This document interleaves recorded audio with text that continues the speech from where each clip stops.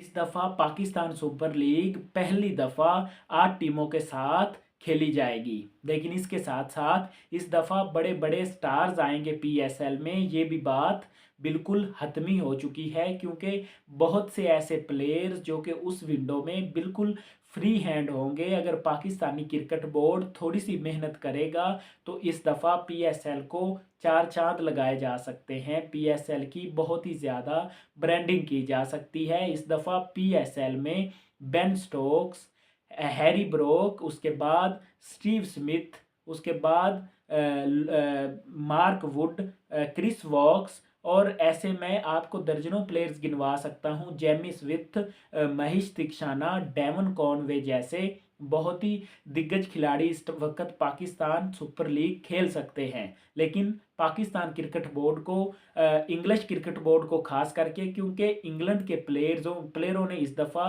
IPL में दिलचस्पी नहीं ली है, क्योंकि पिछले 2-3 सालों से इंग्लैंड क्रिकेट का ये कहना है कि लीग क्रिकेट में प्लेयरों के बिजी होने की वजह से एक हद से लिमिट से ज़्यादा लीग क्रिकेट को तरजीह देने की वजह से हमारी टीम की जो परफॉर्मेंसेस हैं वो बहुत बिलो दी बेल्ट जा चुकी हैं। सो इसलिए उन्होंने ये डिसाइड किया है, हैरी ब्रोक ने ये फैसला किया है कि वो आईपीएल नहीं खेलेगा। वो एक दफ़ा फिर से जहां से वो एक स्टार बना था, आपको याद होगा कि हैरी ब्रोक सबसे पहले पीएसएल में लॉर्ड कलंदर्स की तरफ से खेले थे। जब हैरी ब्रोक को कोई नहीं जानता था, वहां से वो स्टार बना, इंग्लैंड क्रिकेट टीम में आया और इंग्लैंड क्रिकेट टीम का कप्तान भी बन चुका है।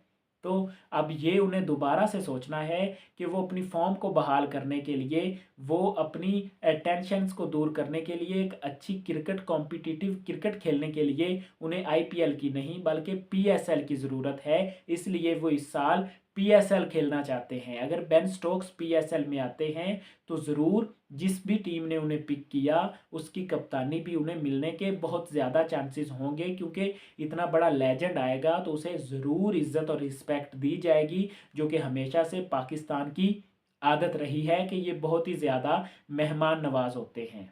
उसके बाद अगर हम बात करें तो इस दफ़ा पीएसएल में पहली दफ़ा 8 टीम्स होंगी। प्लेयर्स के जो पूल्स हैं वो बहुत ही ज़्यादा बड़े किए जाएंगे। पिछली दफ़ा के कुछ ऐसे प्लेयर्स हैं जो कि पीएसएल की पैदाइश थे लेकिन आईपीएल में इस दफ़ा सोल्ड हुए हैं। जिस तरह से मिच चोमन की अगर हम बात करें तो वो भी आईपीएल में जा चुके हैं। जैसन होल्डर ने जहां पर अपना जलवा इस्लामाबाद यूनाइटेड की तरफ से दिखाया था, वो भी इस दफ़ा आईपीएल में 7 करोड़ और कुछ लाख में सोल्ड हो चुके हैं। तो पाकिस्तान को ये करना है कि जो प्लेयर्स बचे हैं उनको उनके क्रिकेट बोर्ड से सही से बात करनी चाहिए और उन प्लेयर्स को अट्रैक्ट करना चाहिए पीएसएल ड्राफ्ट के लिए। और अगर ऐसे बड़े स्टार्स आते हैं तो मेरे ख्याल से पहले ही क्राउड फुल हमें दिखाई देता है, तो मज़ीद उन्होंने मज़ीद इजाफा हो सकता है, क्योंकि इस दफ़ा पिशावर और फैसलाबाद में भी मैच करवाए जाने हैं। तो इस हिसाब से PSL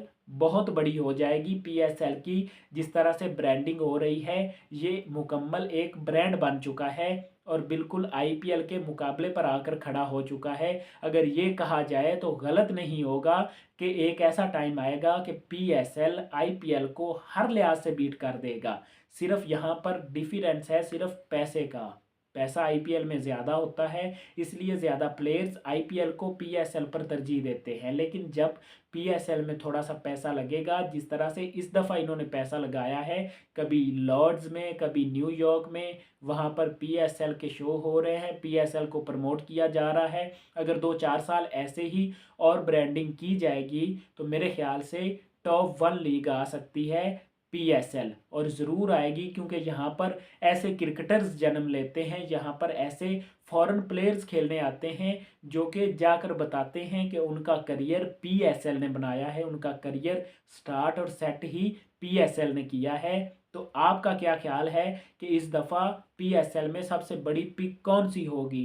Ben Stokes, Adam Zampa, Devon Conway, Jamie Smith, Mark Wood, Chris Woakes, बहुत से ऐसे और खिलाड़ी भी हैं जिनका यहाँ पर मैं इतनों का नाम तो नहीं ले सकता, लेकिन बहुत से खिलाड़ी हैं जो कि इस दफ़ा पीएसएल ड्राफ्ट में आने वाले हैं। आपको सबसे ज़्यादा किसका इंतज़ार है?